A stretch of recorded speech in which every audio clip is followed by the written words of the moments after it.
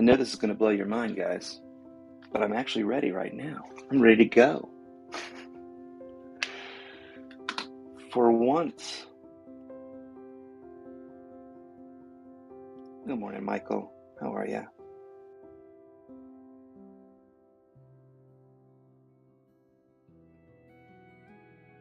Welcome, Jagurta Namaste.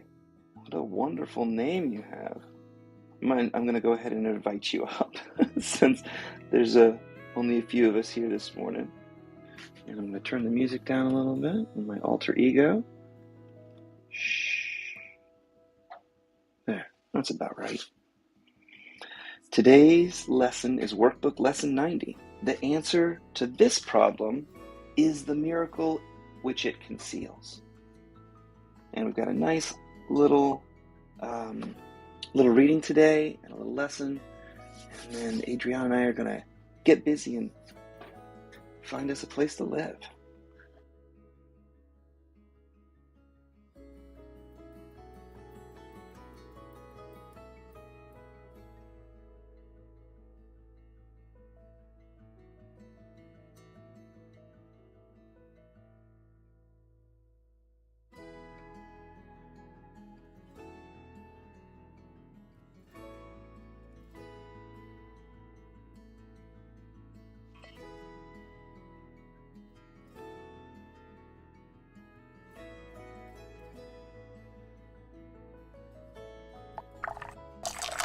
All right. Good morning, everybody. Today is Workbook Lesson 90. The answer to this problem is the miracle which it conceals. And it's the last of the summary lessons, I think. Let me just double check in the other book. Oh, Kindle. Yes, tomorrow starts a brand new lesson. Miracles are seen in light.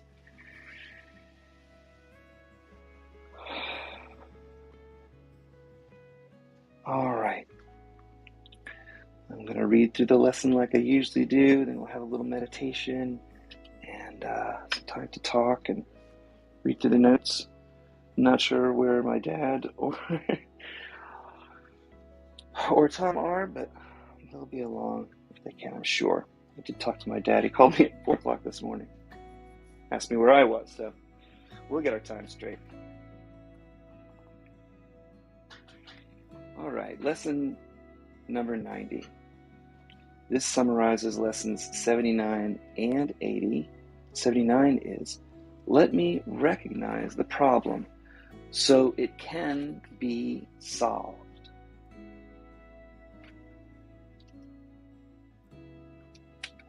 Lesson number 80 is, let me recognize my problems have been solved. Okay, so the first one, let me recognize the problem let me recognize the problem so the problem can be solved, right? Just the generalized version of this. Let me realize today that the problem is always some form of grievance that I would cherish. Let me also understand that the solution is always a miracle with which I let the grievance be replaced. Today, I would remember the simplicity of salvation by reinforcing the lesson that there is only one problem and therefore only one solution. The problem is a grievance. The solution is a miracle. And I invite the solution of a miracle to come to me through my forgiveness of the grievance and my welcome of the miracle that takes the grievance's place. Like we've done these past days when we're doing the review, I've got some forms of the idea to apply to a situation that you need to today. So specific applications of this idea of letting me recognize The problem, so the problem can be solved, might work out in these forms. This, whatever, this situation, presents a problem to me which I would have resolved. So my example might be, if you needed to move tomorrow and you didn't have an apartment, nailed down yet, this represents a problem to me which I would have resolved. The miracle behind this grievance against myself for not securing a place to live will resolve this grievance for me. The answer to this problem is the miracle that the problem conceals. And I guarantee I've been saying that. The review of Lesson 80 let me recognize my problems have been solved. A much more personalized version of almost the exact same lesson. I seem to have problems only because I am misusing time. That sure seems obvious right now. I believe that the problem comes first. Time must elapse before the problem can be worked out. I do not see the problem and the answer as simultaneous in their occurrence. That's because I do not yet realize that God has placed the answer together with the problem.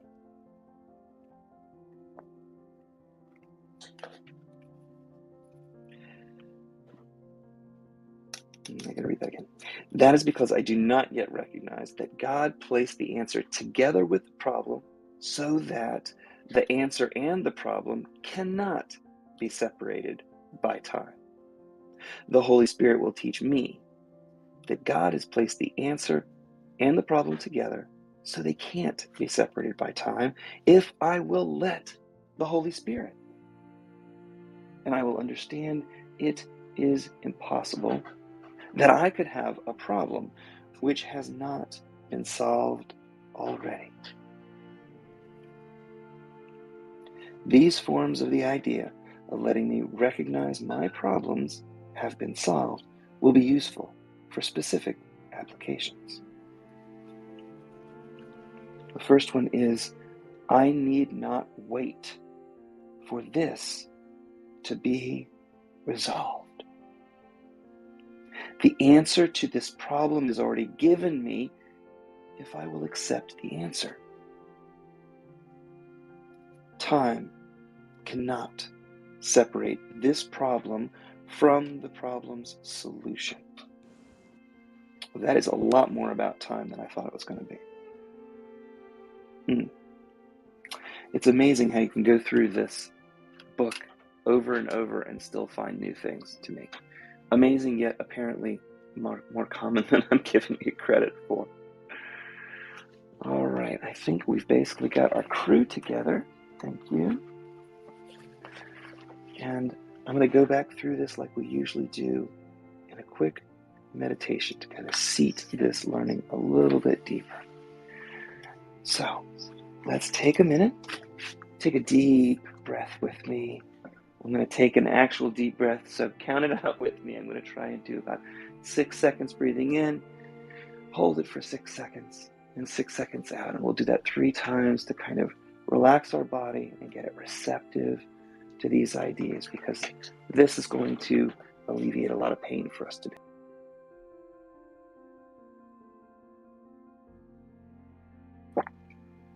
Okay, so let's take a nice deep breath in for 6 seconds, breathing in, 3, 2, 1, and hold it for me for about 6 seconds. We're going to hold it, 4, 3, 2, 1, and now breathe out with control.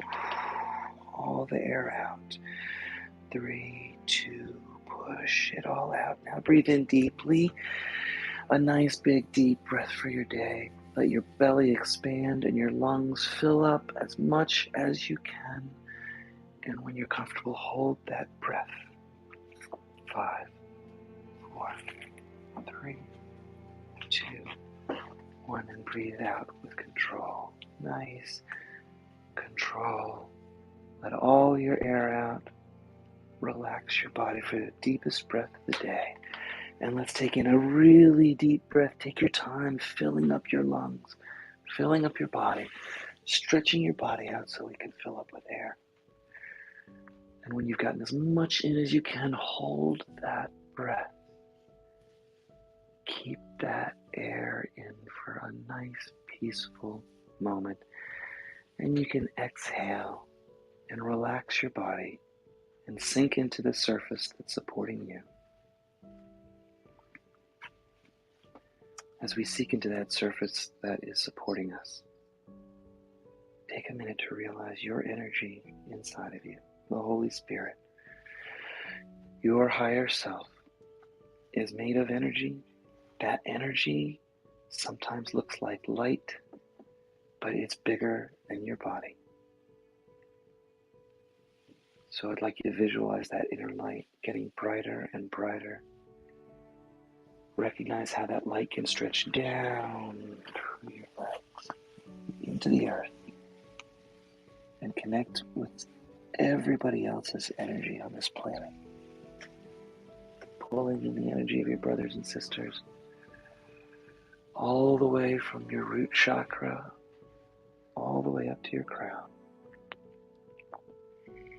And as your light grows brighter and brighter, let's recognize that we are the embodiment of God here on earth, our specialized little slice of God's embodiment here, and that letting that God light shine helps us show up in the best way.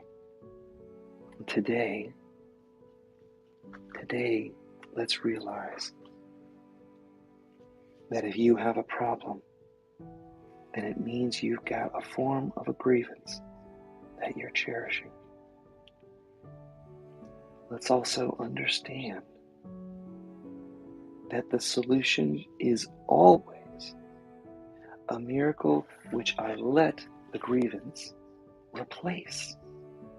We are in charge. There's only one problem and only one solution. The problem's a grievance, the solution's a miracle. And today, I invite the solution to come to me through my forgiveness of the grievance and my welcome of the miracle to take its place. Also today, help me recognize my problems have been solved. I see problems in my life because I am misusing time. God, in His omnipotence, exists for all time, all space, in every direction. For Him, beyond our dimensions, God exists beyond time.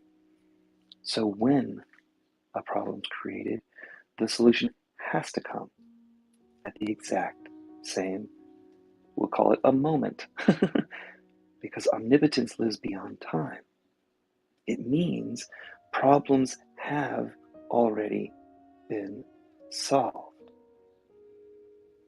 We are stuck in a lower dimension than God, and we exist in the stream of time, and it obfuscates the chance of us seeing the solution to the problem that's in front of us. That doesn't mean the solution isn't there.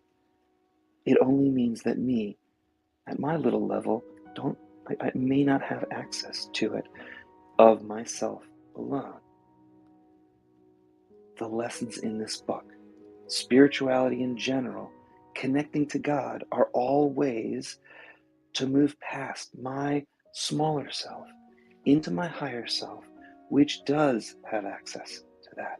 The part of me that is part of God knows the solution. And over and over and over in this book, it's presented that way. The part of me that knows the solution we call the Holy Spirit. And part of me is the Holy Spirit.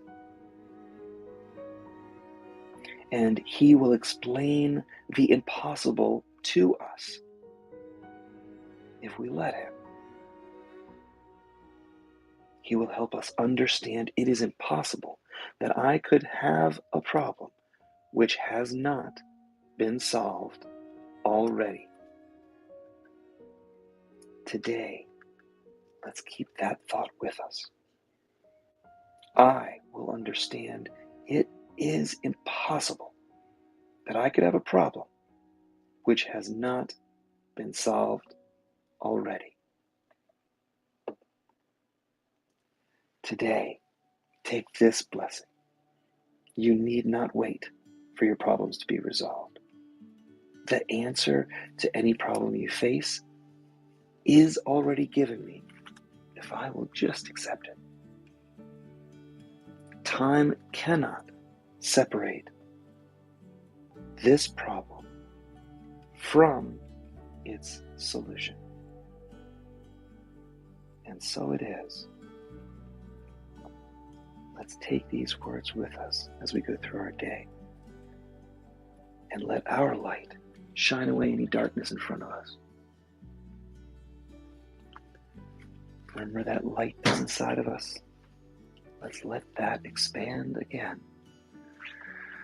to envelop the world and bless the world with this peaceful thought.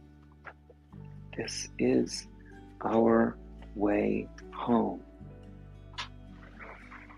Coming back to the Garden of Eden. This is our way out of the desert. This is our way back to our family as the prodigal child, so there can be a celebration. Today, come back home and live in heaven with your solutions, with a peaceful world, and help me bring peace to this world too.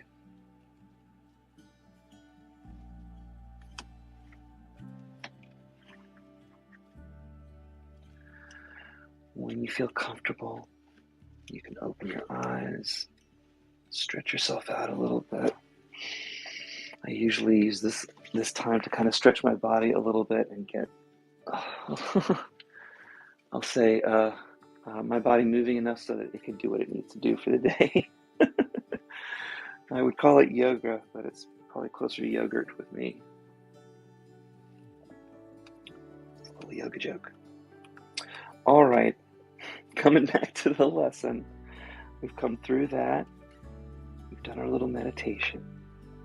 This is the part where you guys say what you think. And I'm just going to go through and turn off the hand raising real quick so that it's easy for anybody to use it if they wish. And I'm going to be quiet until somebody else speaks.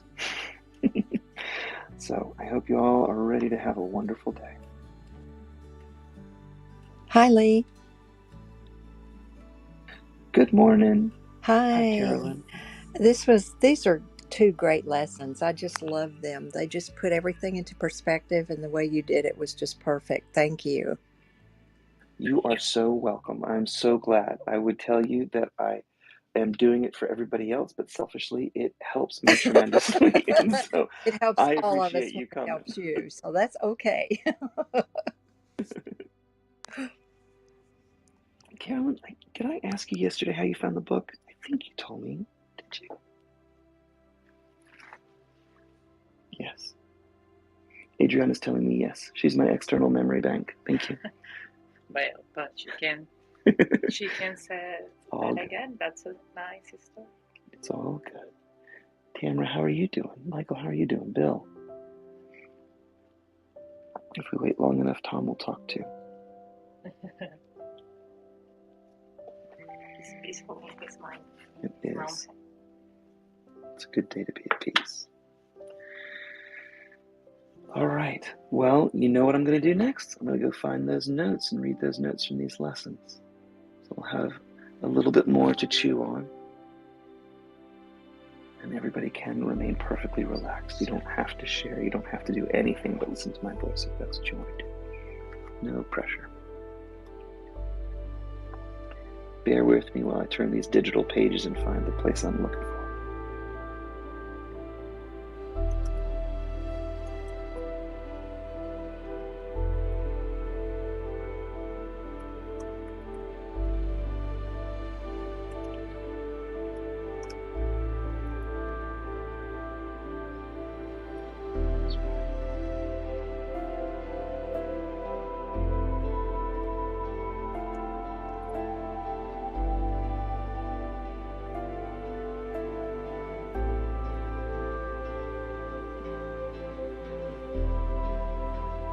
All right, notes to lesson 79. One, I'd read. Oh, hey, Tom. If you were going to read just one, I'd read 80, since that's the second or the last one in the of the two. But it's up to you. Good call. I can do that. No problem. Up on the screen right now, if anybody's interested, I've got the notes to 79. And we can definitely come back to them if we need to. I mean, you could read them both if you want, but I definitely can. As I'm scanning through this one, kind of looking at it quickly, I'm thinking I really want to at least read this part. okay. Well, you can read it. Go ahead. I'm not going to stop you. All right, Tom. Stop trying to stop me, man. Come on. Okay. This is. I'm going to start with 89. It's a good place to start. We can still come back. They're nice and short, too. Come on, book. Okay. Went too far.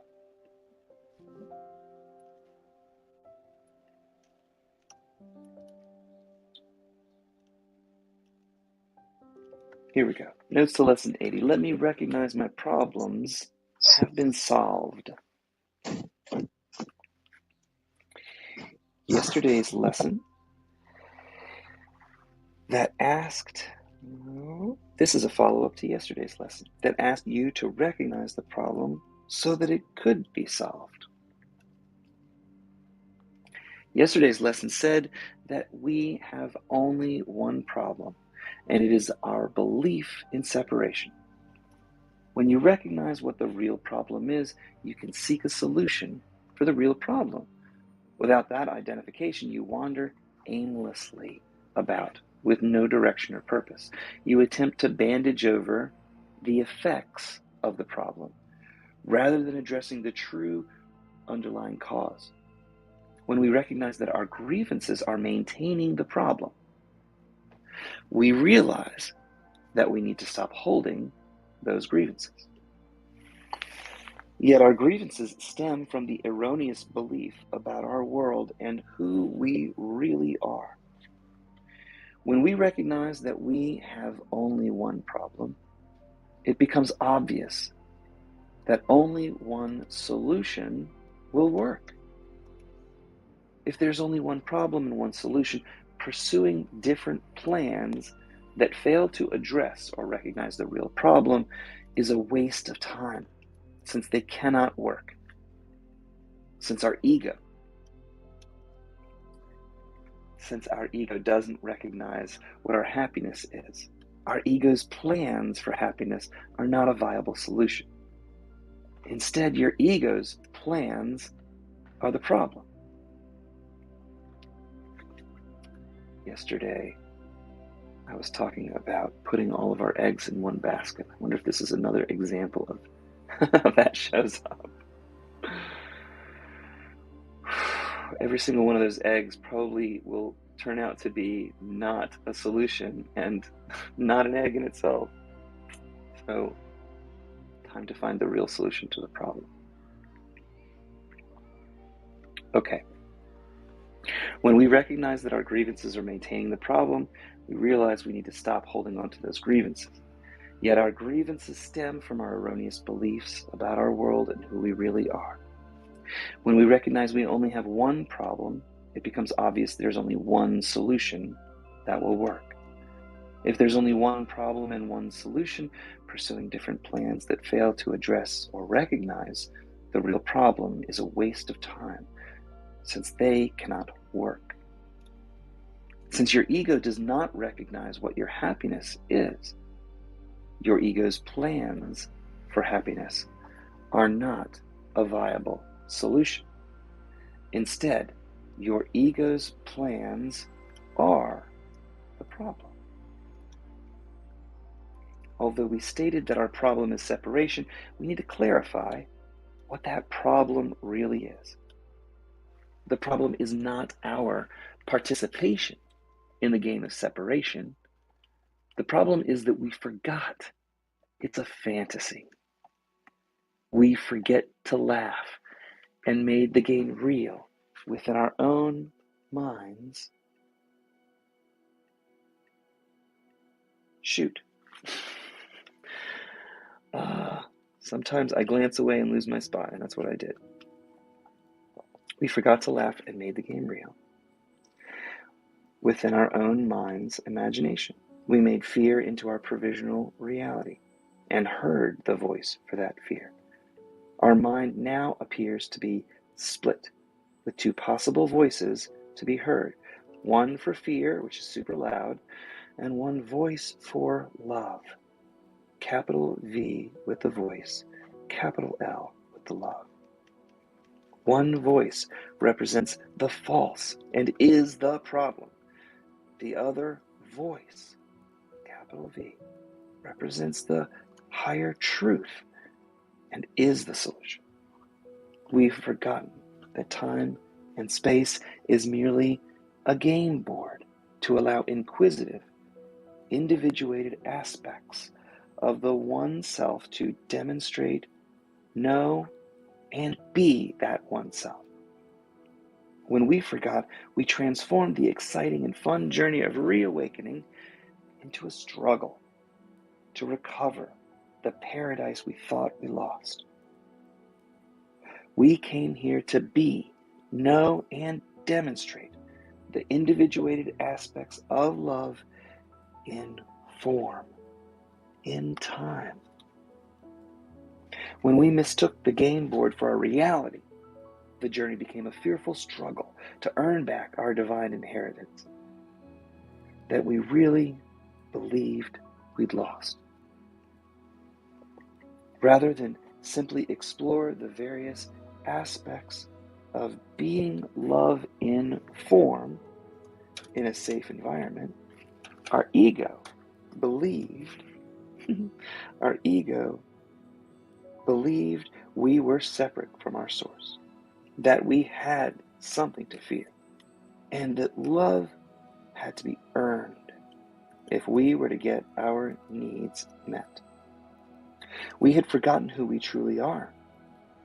Our belief that we could be something we are not is really the problem of separation. Being an individual, indivisible, individuated aspect of the one self, we slipped into fear, forgot the true purpose of the game that appeared as our imagination's game board into our provisional reality. Tom, I'm so glad you used false evidence right in there to bring our fear acronym back. The game board was designed so the child could learn, grow, and have fun while exploring the various aspects of itself in perfect safety. The game board's incapable of changing the truth of who we truly are.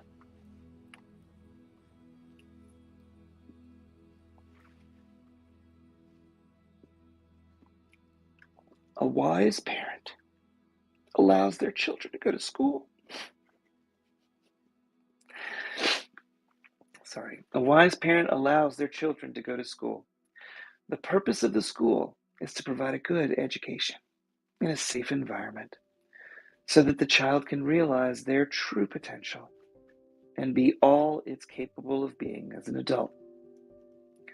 Children start off in kindergarten and progress as they continue to hone their skills and transform potential talent into real, usable skills.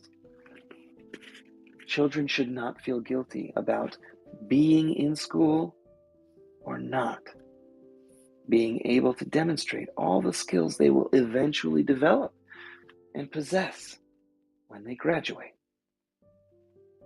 It's all right to be in elementary school. Since we're all guaranteed to graduate, you're exactly where you need to be in the journey of rediscovery. Don't make yourself wrong because of the grade you're in. Instead, enjoy the journey of being in elementary school so that you can continue to grow and learn. When the journey of reawakening was judged to be a separation from our divine birthright, we transformed a fun learning experience into a battle to recover what we feared we had lost. We forgot that the game board was not our true reality. An individuated aspect of the one self could never be separate from its self. We forgot the truth, that we remain as God created us, perfect, whole, and complete. We forgot who we truly are.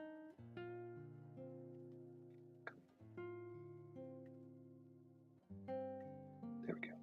We forgot who we truly are. We mistook the voice for fear, lack, limitation, and separation to be our reality. Your ego is your false belief that you could be not perfect, not whole, and not complete. Your ego is the embodiment of your belief in separation. Your ego is the false notion of who you are. The reality is you're an individuated aspect of consciousness in time and space. You are a feedback loop that allows you to recognize the effects of the decision that you're currently making. You get to modify those decisions as needed as you hone your skills. And this leads to your rediscovery of your true spiritual magnificence. Great one. Your ego is the embodiment of fear. Fear is false evidence appearing real. F-E-A-R. When you can realize that your problem is your belief in your ego's fear-based thought system, you can solve the problem at its source. You can decide to stop listening to the voice for fear. Your ego is the problem, and it's foolish to expect the problem to solve itself. Think of that. Your ego is the problem. It's foolish to expect the problem to solve itself. Instead, you have to remove yourself from the problem and listen to the voice for truth that knows who you really are. The Holy Spirit is within you. Therefore, you've never been separate from God. The Holy Spirit is God's voice and the bridge that connects the Father to the Son, the Mother to the Daughter, our one God, to ourselves as a part of God. There's only one problem and one solution. Your ego is the problem.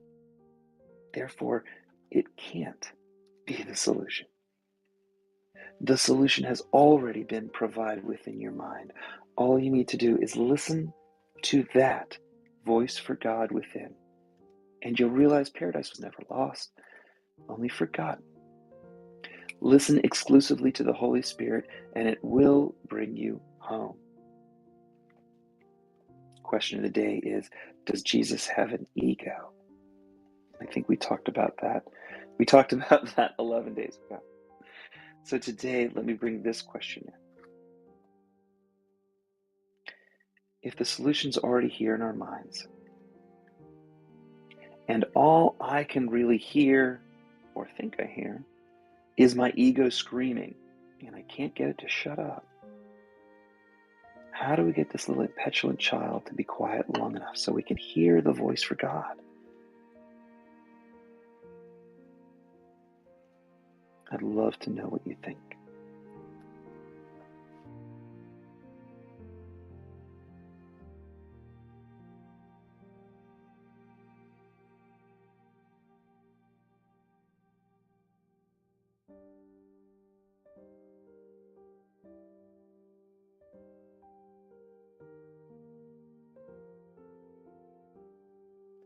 Somebody shared, I think I would yesterday. just, Go yeah, ahead, Tom. I would just say that in regards to this, the idea that we forgot to laugh is really kind of the idea that we, made the fantasy obviously real, but it was the transformation of us being an inquisitive learner that was here to enjoy the process and hone their skills and demonstrate their skills into someone that perceived themselves to be an earner.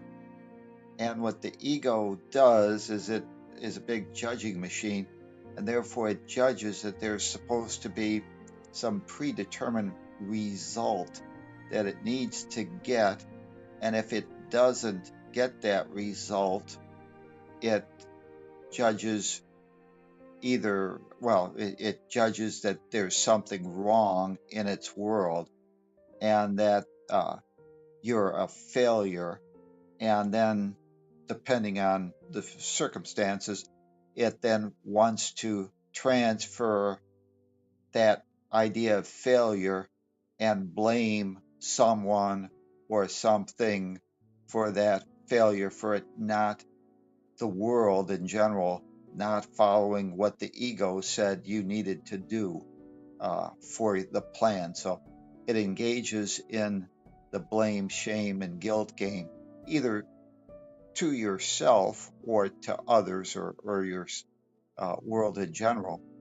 And it makes that belief that I am the body and the body me real, because it perceives you as an earner rather than, as the Course says, the purpose is to remove all the blocks that we've placed in front of ourselves to deny the flow of love to us. We've made ourselves into an earner and made God, the universe, the higher power, into a judgmental God, and that's the source of our fear. If we really realize that we're still part of that oneness and that God sees us as a child playing in a play school, and that this game cannot cause us to change. It can't cause a boy's human DNA to change into a dog just because he's pretending that he's a dog. And we reclaim our divine birthright. Don't take this world too seriously. Our problem really goes away because we didn't have a problem in the first place. Thank you.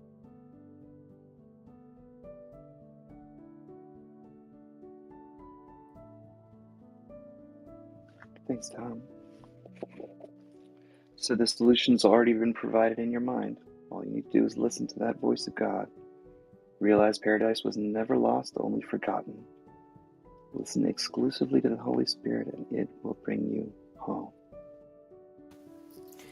Well, I do have to say that if you don't surrender your own thoughts, I mean, you have knowledge in your head, right? You have experiences and knowledge in your head.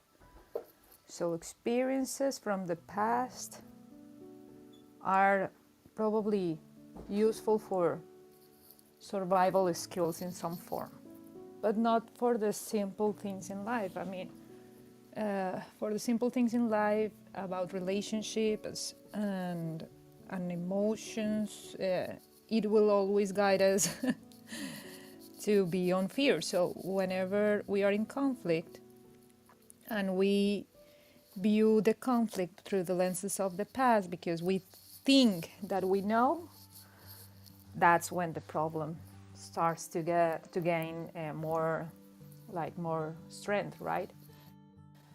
So what I see in this is really when you surrender your idea that you know that you have to do something because you will be repeating your past, and you don't surrender your mind to the source, you will not have new thinking.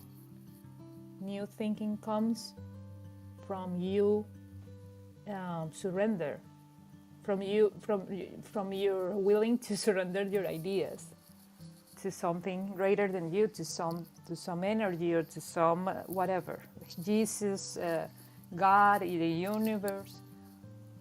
I really could see this as an experience when I have told this story before, but for the ones that maybe not didn't listen it or whatever, sorry. When I really was desperate by not being able to fix my relationship with my ex-husband, I was crying one night in my bed, and I was really crying and saying to God or whatever, I had figured out that I wasn't so free on this kind of connection to something greater than me. I always thought of God like it existed, but I never thought that I was really entitled to have a conversation, personal contact with it. But when I was desperate, because I have said and done everything that I could said and done in this conflict that I have with my ex-husband, I really couldn't see what else I could do. So I had to really, in despair, crying, ask for help to God and saying, I can't solve this. I mean, I don't know what else to do. I'm just giving you this because I don't know what else to do, and I need help. And my mind instantly started to give me another kind of questions that I never had before. And I started to think like, well, if you are now going to hate men, now how can you teach your daughter how to love a man if you are not able to do it for yourself? And my mind started to give me these thoughts that are really something like painful to have, but it was worth it. Because with those questions that my mind was bringing up, I really could see where the source of my problem was. And the source of my problem was that every single man that I had a relationship with in the past was showing me my lack of connection with God. And that was really mind-blowing in some form, because I could really see if my conflict was with men and I wasn't able to have a holy relationship with any of them, which one was the first man in my life, and I had to forcefully. I didn't have an option but to look at my relationship with my father. And I thought my father was already in a good place within my heart and within my mind, and in fact it wasn't. And then I could clearly see that it was a reflection of my relationship with God. So when I started to review the content, that it was in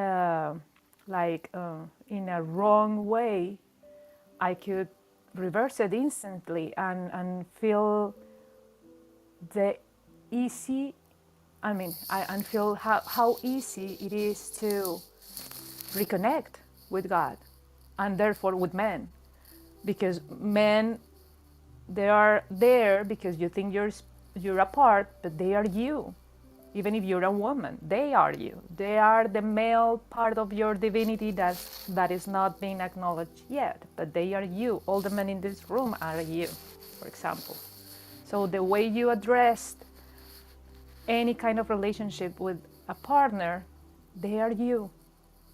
So if you don't surrender the idea that you know how to fix things outside of you, and that you know how to do better, and you try and you try and you try, and you never ask for this connection, this higher inspiration, you will find yourself in a pickle, because you are not allowing the divinity, you are not allowing the greater consciousness to bring something new to your mind, something that you never saw before or see before, that has been already there, but you were just asleep. So everything that has to do with let me recognize the problem so it can be solved depends on you surrender your idea that you know, and let the Holy Spirit connect with you, having a small chat. I mean, how comfortable you feel talking to somebody that you can see, how comfortable you feel closing your eyes and meditating and letting yourself go to some things that you don't have idea where they come from. Because when you meditate, there are also things that can come into your mind that you have no idea where they come from, but they are there. How comfortable you feel with those kind of things? If it makes you uncomfortable, there's some grievances, there's some forgiveness to do, because everything is connected and everything can be a source of inspiration from the Holy Spirit. So let me recognize the problem so it can be solved. It means that you need to surrender. And let me recognize my problems have been solved. It's because it's that instant. Yeah? Okay, Sean, go ahead. Okay. Yeah, so I'd like to kind of hone in on the fear point. Ego, I love the acronym of easing God out. And ego and fear for me are very much related, in that if I'm easing God out, it's usually because of fear. And fear of that false event means that I'm not living in truth. And truth can be, I love how, depending on your consciousness level, people have a different understanding of truth. For example, some folks might think of anger or pride or courage, or neutrality even as potentially good places to be. And if you compare them to fear and grief and guilt, it is, right? But truth for me starts at the edge in between willingness and acceptance. If I'm willing to accept something, that means I'm ready to make that jump into truth. And acceptance is the understanding and truth of the way things are. And it leads me to one of my favorite mantras, which is, it is. It is just pure acceptance of what's happening right there. And, if I can stay in that place of acceptance long enough, the inner light and inner wisdom start shining through. And I think that inner light and inner wisdom is the voice with a capital V. It's that communication connection with God that, we're not communicating in fear anymore, we're communicating in love. And I mean communication as communication with myself, small s, and larger self, God. And that by channeling and being honest about where you're at and being willing to understand that even the lies that I tell myself are just that, they're lies, and that I need to confront myself and have enough consciousness to do that, as a prerequisite. I need to already be in acceptance. I need to be ready to accept change and be willing and open. And that's how change happens. That's how I could get out of fear. And that's like, one of the best places to escalate, in a good way. So thank you. Yeah, great. Yeah, that's so true, Sean. Thank you. And that's how really the miracle happened to me with my relationship with my ex-husband, and how fast I could really see the way out of my painful relationship with him. And right now, really, we are in a point of friendship that it's like very amazing. I never thought that we can switch the chip so fast. I mean, he's now my friend. He calls me when he needs help in anything that he has been dealing with in the few days that we have been apart now, and he's really seeing me like his friend, like the mother of his child, but in a peaceful way. And he's happy having his daughter, and my daughter is really happy. I was talking to Lee yesterday because we are in this this circumstance that we don't know when we are going to be able to move. And I was saying, what? What? Yeah, we're gonna sign. Yeah. Oh, well, we do have now a Need place. a miracle? Here Yeah, it is. well, we do have now a place to move. So you see, this is as fast as. Well, I was saying to Lee yesterday when we were driving around and seeing places that my ego is now very weak because he's trying to give me this idea like you should be crying for your daughter. You should be scared that you don't have a place to live with this guy. But I really was not paying attention to that. It was so small and so like meh that I really was just enjoying the ride, seeing the landscapes where we were driving the roads and just happy. I was happy. I was telling Lee that at the back of my mind, I have this tiny little voice that was trying to make me feel a bad mom for leaving my daughter and all those things, but it's really not that strong now because I feel at peace. Everything that has been happening to me that is controversial is not for me. For me, it's clearly something that it has been guided and something that now is just beginning to unfold. And even if I don't know what my life will be the next months or during this year, because I'm just walking this new path, I'm really feeling okay with everything. I feel safe, and that's a feeling that I never had before when I did this kind of movements in my life. And it's amazing. I cannot feel more than gratitude that I have found this tool with this book. It's really amazing. I'm really grateful to have this new experience in life because feeling this safe that I'm wholly whole and complete that it can only I can only ask to God for the things that I think that I need and just release the expectation to let it do its job. And it's that simple as that. It really gives me the trust and the willingness to keep trying this all over the day. Every single time that I have this kind of fearful thoughts or something, even if they are a little small thoughts, I can really easily surrender to God and let God give me the answers instead of me trying to figure it out why are there these thoughts or things like that. So I really encourage everybody to just feel stronger in this determination to listen more to your higher self by surrendering the idea that you know, because we really don't know. And it's okay.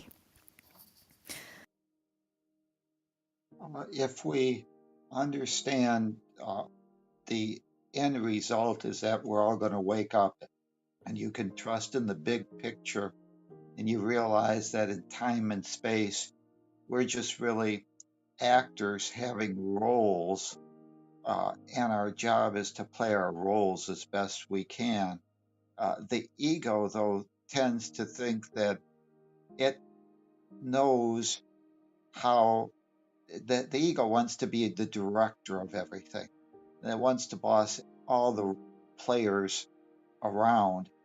If we were going to a sporting event and you had a favorite team and you knew the result of the game, the final score, and the final score said that your team had won, and you were watching or participating in that game, and you knew that your team was ultimately going to win, the idea that you were behind in the last half or the fourth quarter or whatever it might be wouldn't be a fearful thing anymore. It would be something you'd be sitting back and you'd say, wow, we're behind by 20 points and there's 5 minutes left to go. And I know we ultimately win. You'd be sitting on the edge of your seat saying, I wonder how we're going to pull this off. I know we're going to win. And it would be an exciting, fun learning experience.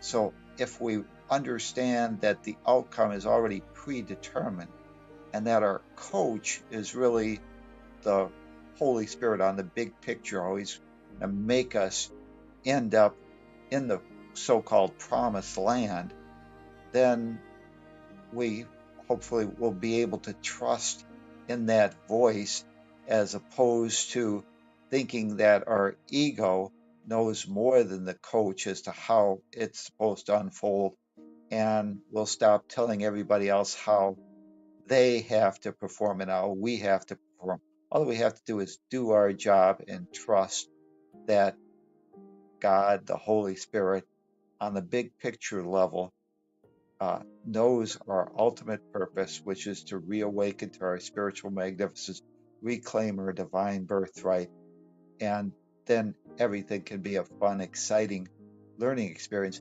even when it appears that you're behind in the fourth quarter and that time seems to be running out. We're all guaranteed to make it. So just realize we're all on that perfect journey. We're all in the perfect place that we need to be, and trust, and don't let your ego take over and think that it knows better than the Holy Spirit, because it doesn't understand the truth, and it doesn't really understand what you really are, that you're not the body, you're not an earner, you're just here to learn and demonstrate what you truly are, and you're ultimately guaranteed to wake up. Whether it's this lifetime or whatever, we get caught up in Act 3 when the real prize is at the end of the play. Thank you. It's such an interesting analogy, Tom, because as you were saying that, I was thinking if I were at a game, watching a game, and I ultimately knew we were going to win, I would just leave. It's like, I don't need to watch this. I'll just go do something else. That would be realizing that your problem has been solved. And that might be a great decision. That's why every day is a good day to live. It's a good day to die.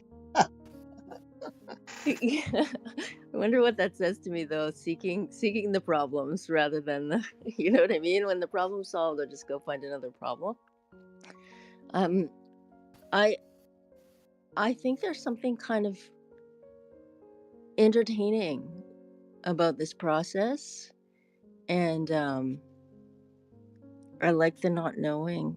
And I think that's kind of what happened to me a long time ago, where I was like, oh, everything's God. I'm God. No matter what I do, I can't change that. I'm already everything that I will ever be. And so I just sort of said, well, I live my life doing my spiritual practices because that's what I do. But it's just like, there's no end. There's no goal. We're just here. And I feel like the goal is just just enjoy being here as much as possible. I don't know if I'm making any sense, but anyway, that's all I got to say. Thank you. Well, I guess. No, you were definitely. Sorry, go ahead. I got something in my throat. No, Sean, go ahead. Have a sip of water and go ahead. I'd love to hear your voice. Yeah, buddy. Sorry about that. Gets a little. Anyway, Tamara, what you said made a lot of sense to me, and in the last sentences that Lee was reading, where all we need to do is listen to the voice of God, the voice with a big V, and you will realize that paradise was never lost. And that voice of God for me is quieting down the ego so far that we can truly see the wholeness and oneness of the Spirit, and that is how paradise was never lost, is the oneness.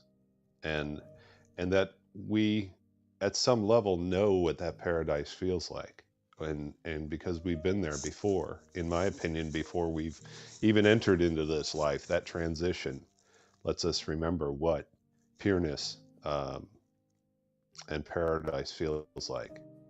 um, I kind of have a feeling like, between lives, that heaven is the refresher. It's the, you're actually supposed to feel like this in life. Okay, now go ahead and try another life, and good luck, and that I feel like each life we're Yes. given that coaching, and go ahead, try again. So, and I think that our goal from a spiritual aspect is to be the voice of God, the communication channel of God. Not that we are God, but just that we're speaking from such a pure perspective, so far away from fear, so into love, that the voice of God becomes very clear. And I think that, on this call, we can hear people with that kind of connection, with that kind of purity. And I just wanted to say that I appreciate it. Thank you. Well, you are one of those to me. So I really enjoy to have these conversations with all of you, because for me it's really like listening to God.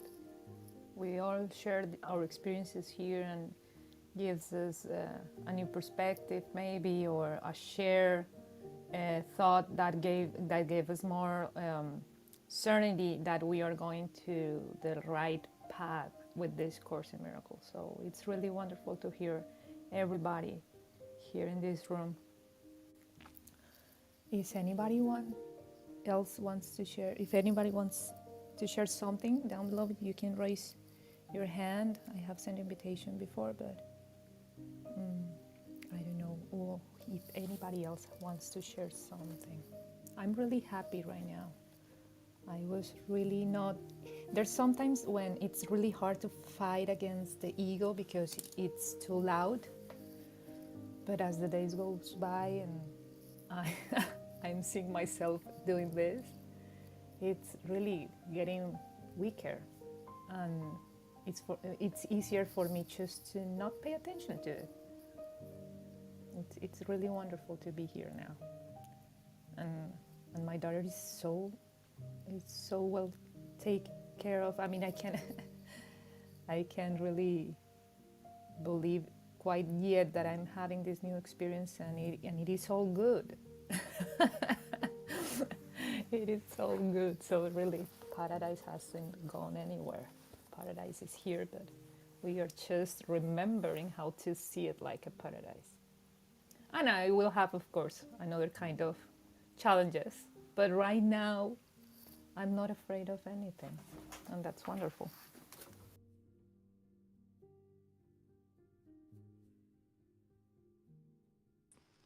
I have a question for Sean, maybe, or anyone else.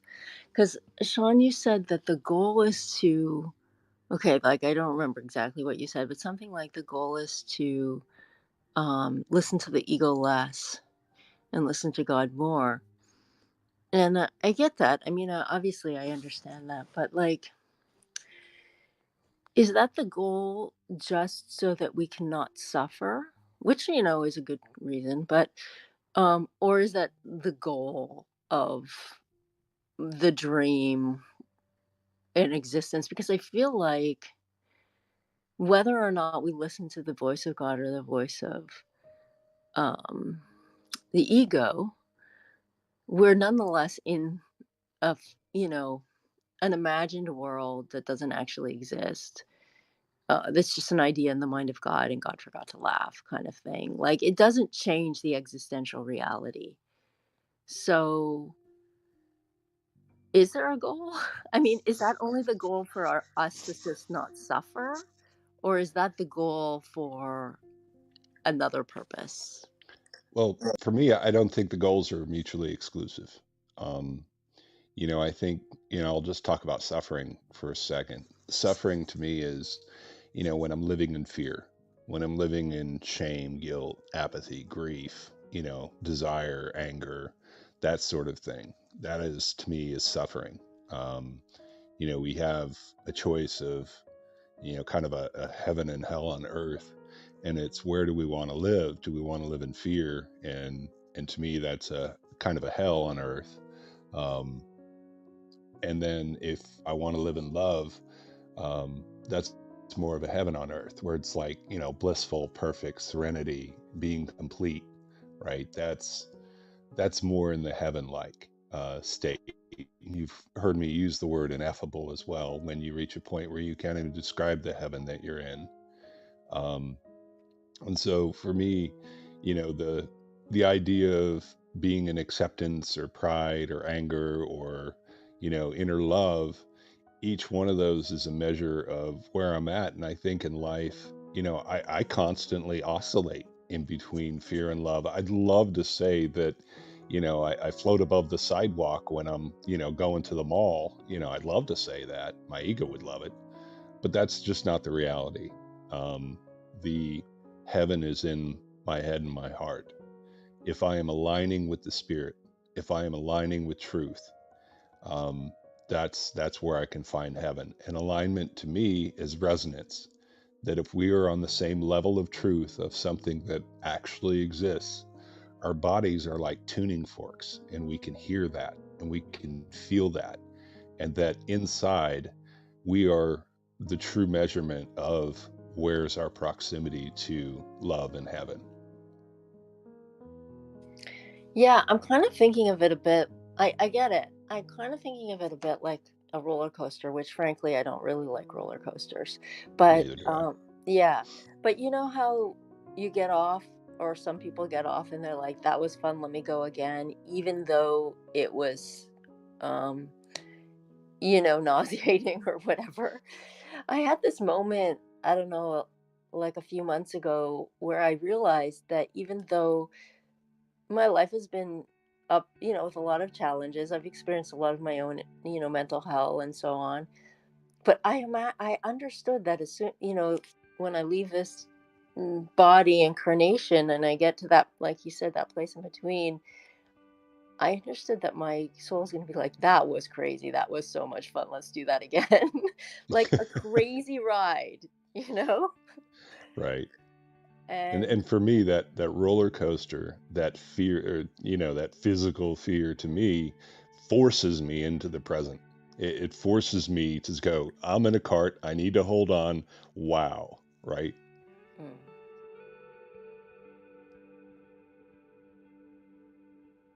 Mm. But yeah, I don't like them either. I used to like them, but now I pass out on them and all that, and don't ask for another ride. But that the ego can be a ride too, right? I mean, desire, for example, is deep in the ego, right? And some people see desire and pride as very positive things, but the desire is the willingness and when wanting to be filled by something, right? And that the desire is the craving, and it's disappointing because I'm not full of something, right? And I know I'm worthy of being full with something.